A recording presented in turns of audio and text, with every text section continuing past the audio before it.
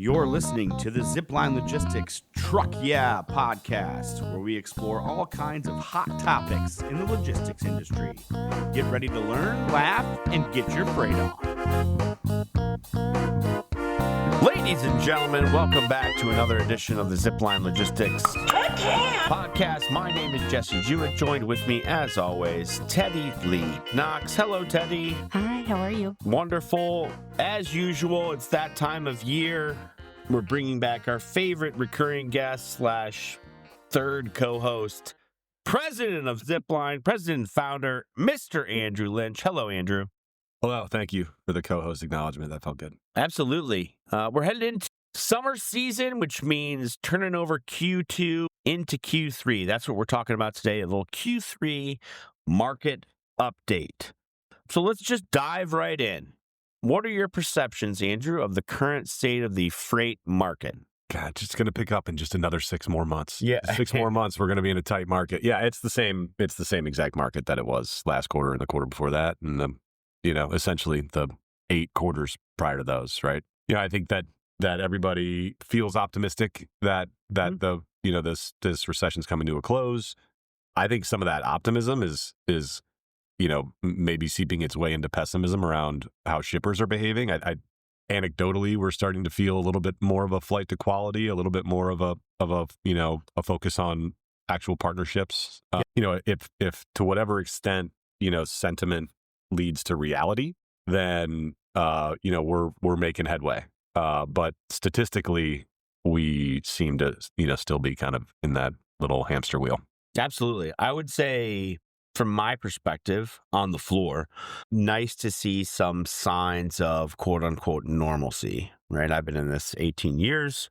So in most of the 18 years that I've been doing it, around April 1st, produce starts popping. And around Blitz Week, trucks come off the road. And around Memorial Day, there's people on vacation. So there is minor disruptions or minor quote unquote capacity crunches, or perhaps it's just everyone's kind of, like it's just a Pavlovian response of like, nope, on Memorial Day, I upcharge because capacity is tighter and we're all in this together. And like, it is what it is. Like, we're not just going to keep taking some hits on the chin. So that's been at least a quote unquote normalcy on a day-to-day basis. Yeah, I do agree with that. And yeah, I mean, seeing a little bit of seasonality come into play, is a welcome change. But at the end of the day, right, for at least from where I sit, it's great to, be on top of, the van outbound tender rejection index and sure, yada, yada, yada. But what we sell against are our behaviors, mm-hmm, right? And it's are we a better partner than our competitors? Are we truer to our word than our competitors? Do we have better relationships across our networks and our, everything else than our competitors? And, so to me, again, the seasonality comes and goes. It always has.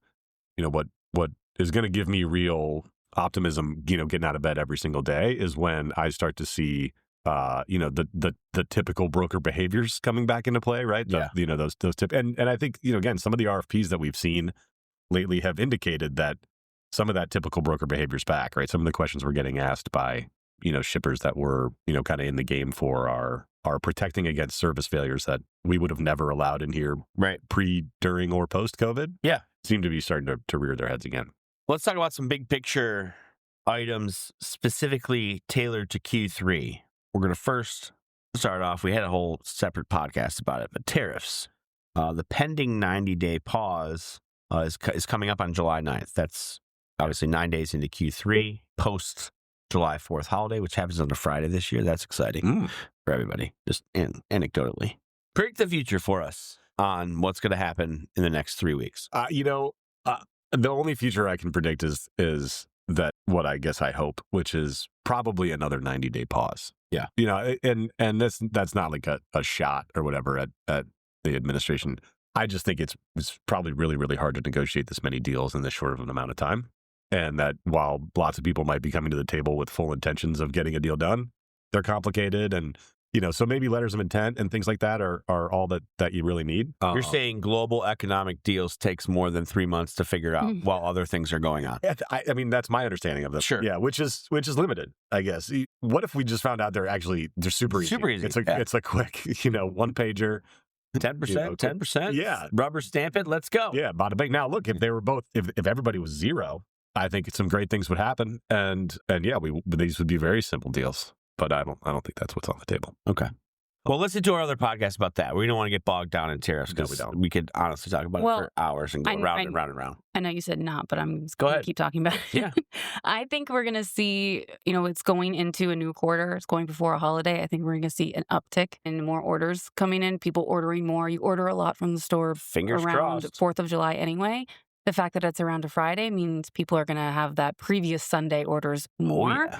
Tariffs coming up, those conversations are going to be around. So I think that we're going to see more shelves need to be refilled, depending on where you're buying from. With recent problems from other distributors, shelves might be empty anyway. So I think you're going to see an uptick in orders, and I think that's going to lead to an uptick in rejections as well. More in the spot market, more fun, more stress for the holidays. Yeah, more fees and fines. It's funny you bring it up because I all of a sudden, that the UNFI sort of system glitch is all over the internet, right? It's news, all over LinkedIn and blah, blah, blah.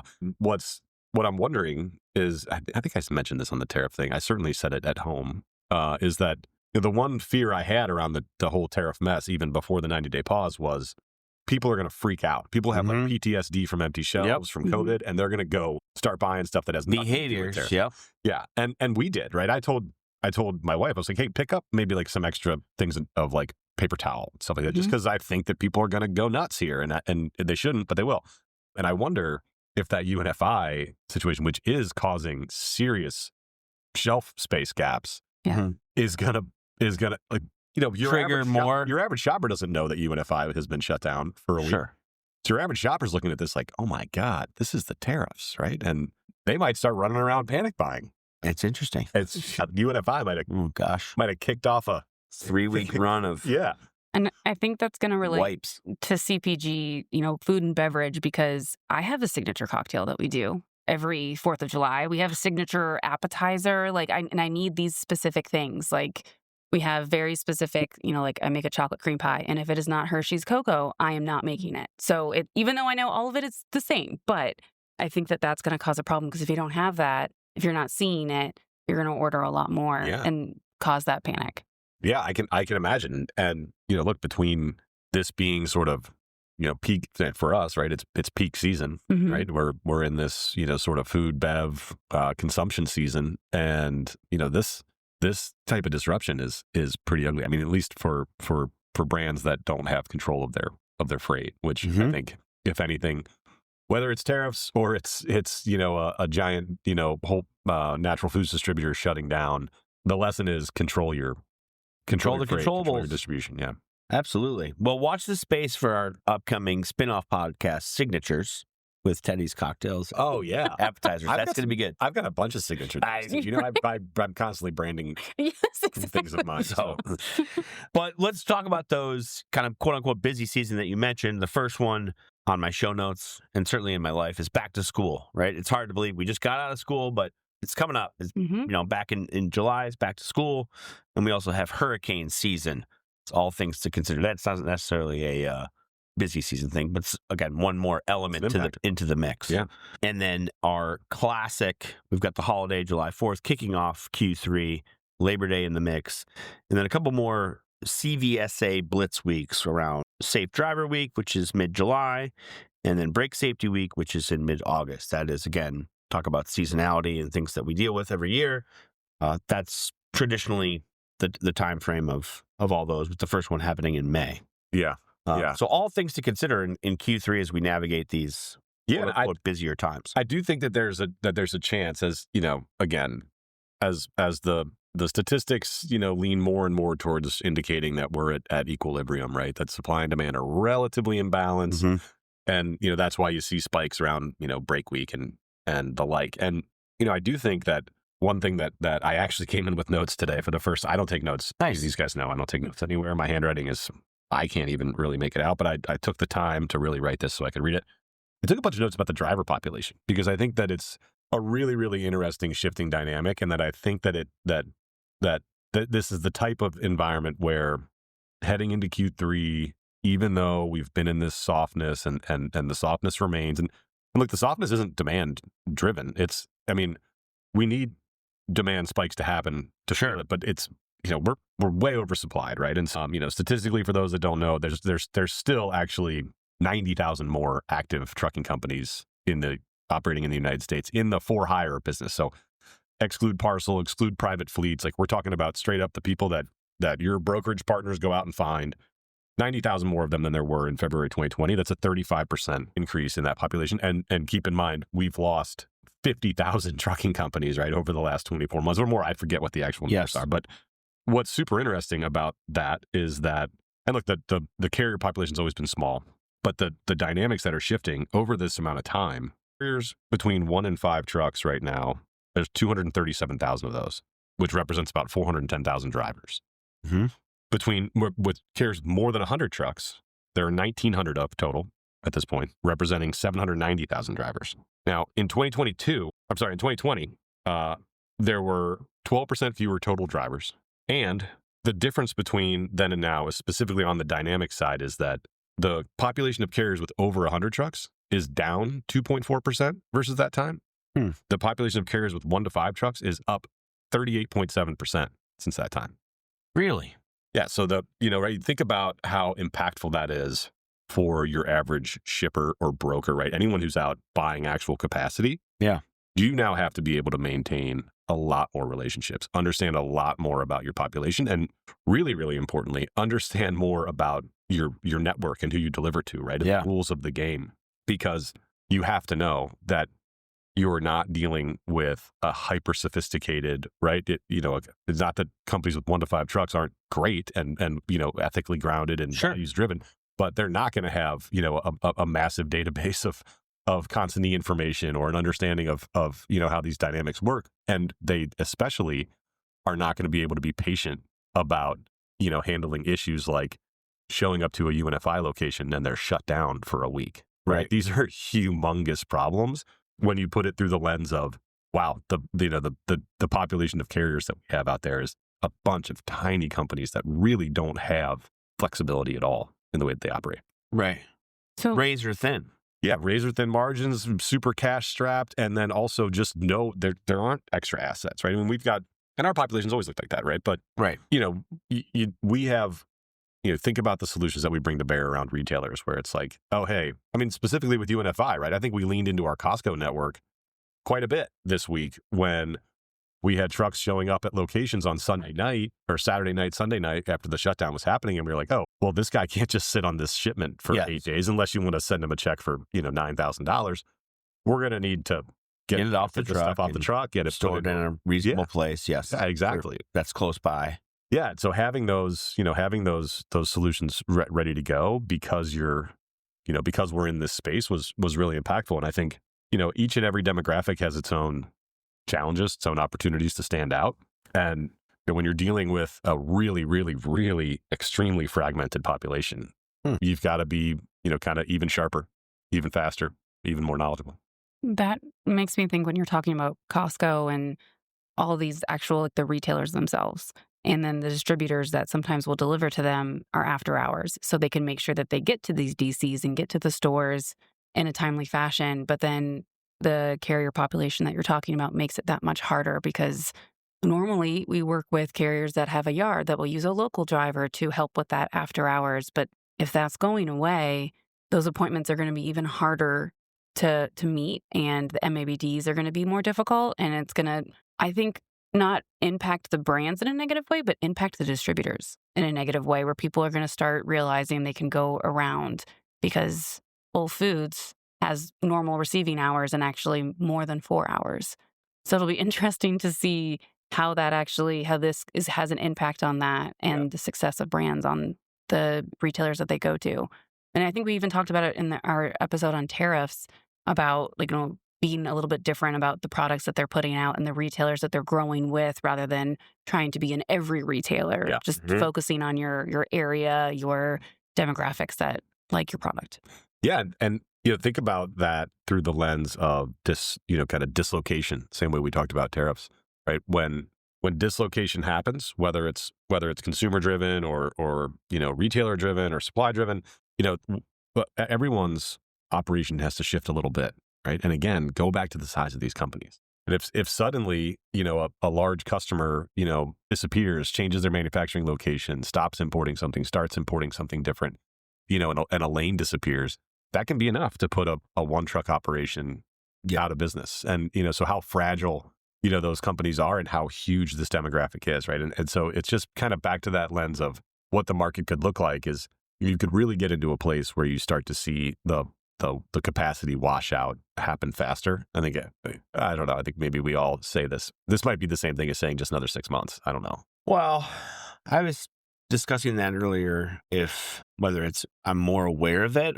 or maybe it's just in the news more. It feels like I don't have any true data, but it feels like I've seen more news stories in the last 3 months than I had previously. Of carriers exiting the market? Mm-hmm. Yeah, I think so too. And I just saw there was actually a massive increase in carrier authorities happened, but like they all happened in like Fresno, Riverside, and like Elk Grove Village. So it's organized crime? Yeah, it's like it's all fraud. And apparently fraud, which, thankfully, we're really managing well here to avoid, but apparently it's at a peak. It's gotten worse. Ongoing problem. I didn't think it could get worse than last year. It's pretty wild. Yeah, it's really intense. Watch the space for that podcast, fraud podcast. It's going to be exciting. I can't believe we haven't done one. I think we have. It kind of sounds fun. We talk about it, everyone. I want to talk about those Sing guys.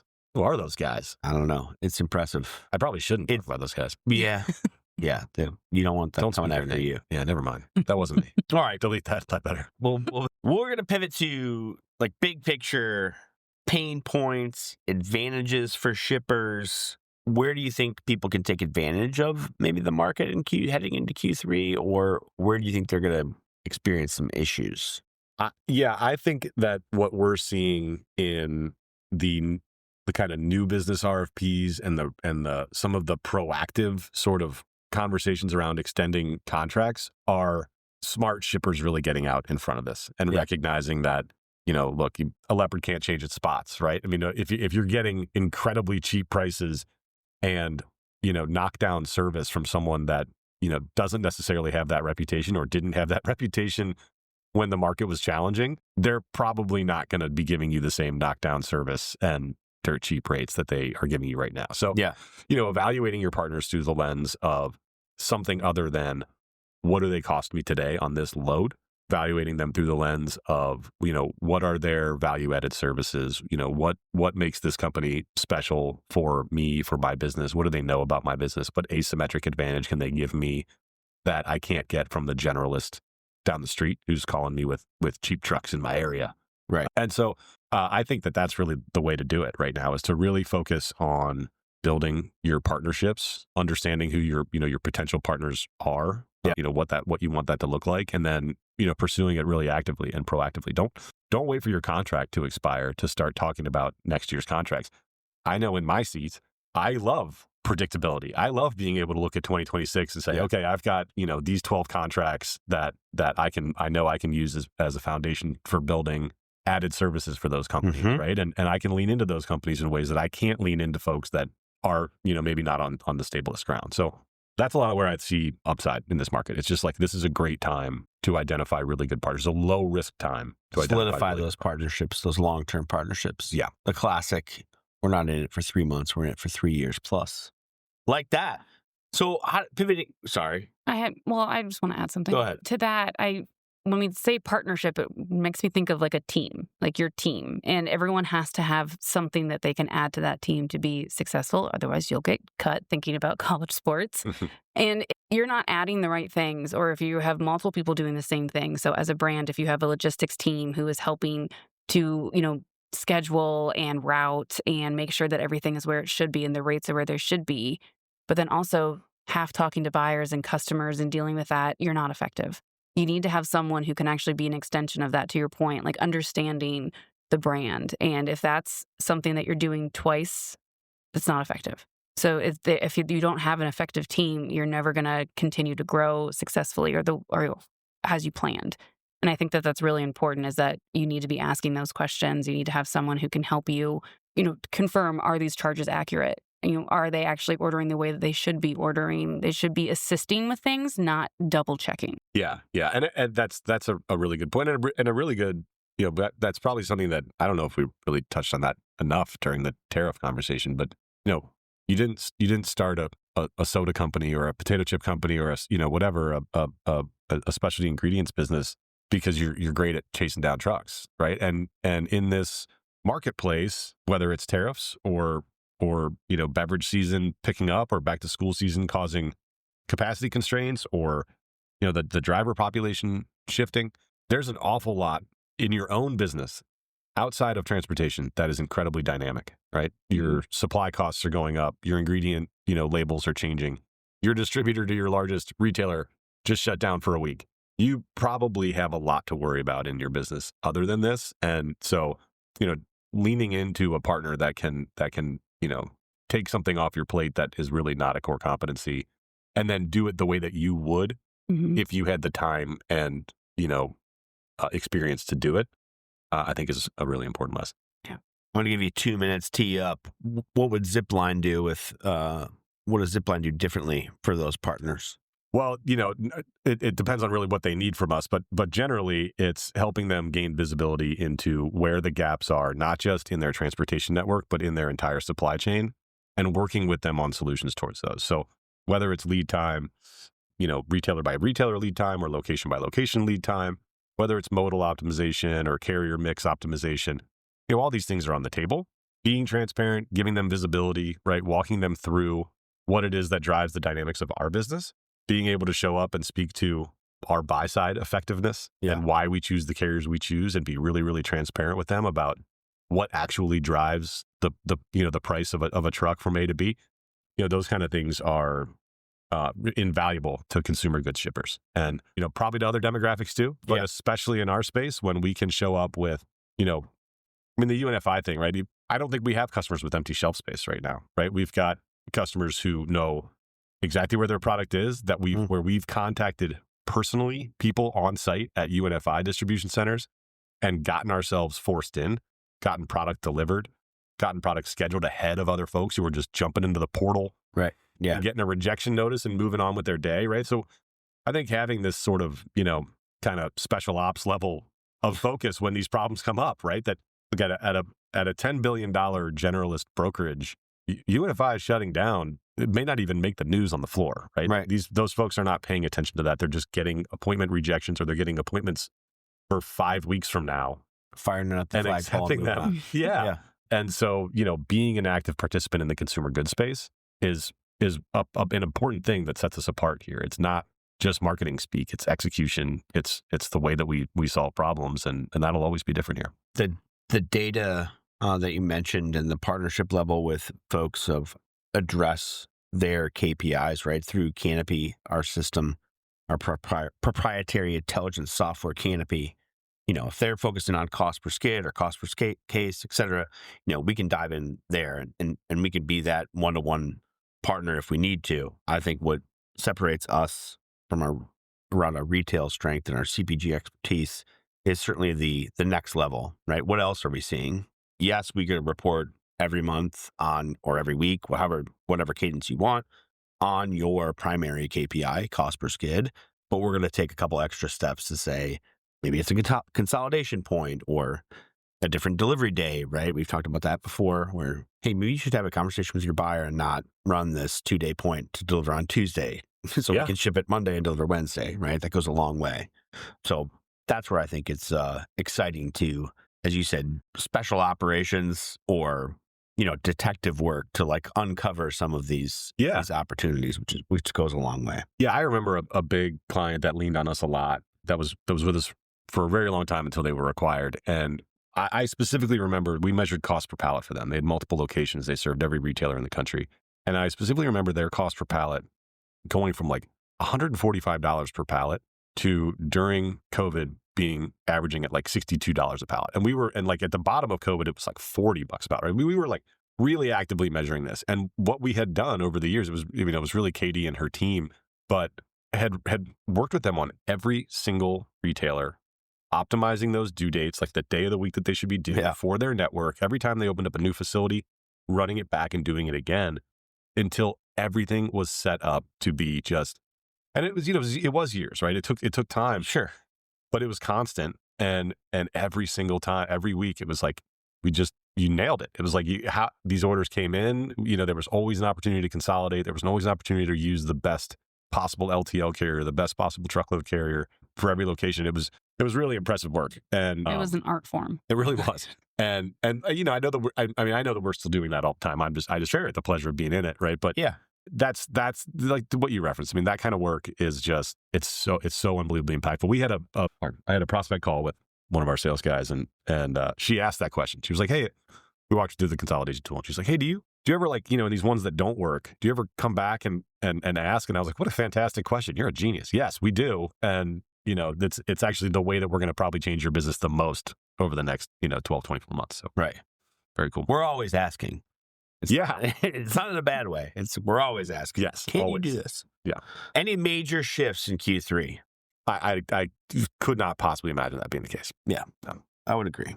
Maybe a double hurricane. I mean, if we get the, I was gonna say, I think we're actually due for a pretty bad natural disaster this year. Yeah. Sheesh. Sorry. Gosh, man. Just saying it. How about another pandemic? No, we're okay. Let's get one of those. Since I can tell the future, we're okay on that. What kind of, can you get more specific? I think it's going to be like 2 or 3 at a time, and I think it's going to hit bad. And I think it's going to do southeast and northeast. Oh. And I think it's going to be one of those. A double hurricane. Double hurricane, and I think it's going to be some flooding and some issues. Oh, boy. Maybe a Sharknado in there, Maybe, too? yeah, probably a Sharknado. That makes sense, too. Sharknado? I don't know. Yeah, we'll have to dedicate a whole podcast to that. Yeah. Watch this space. So we've got signatures coming out and the Sharknado dedicated podcast. As always, leave a 5-star review on Spotify or Apple if you learned something new. Check out our quarterly update blog by clicking the link in the show notes.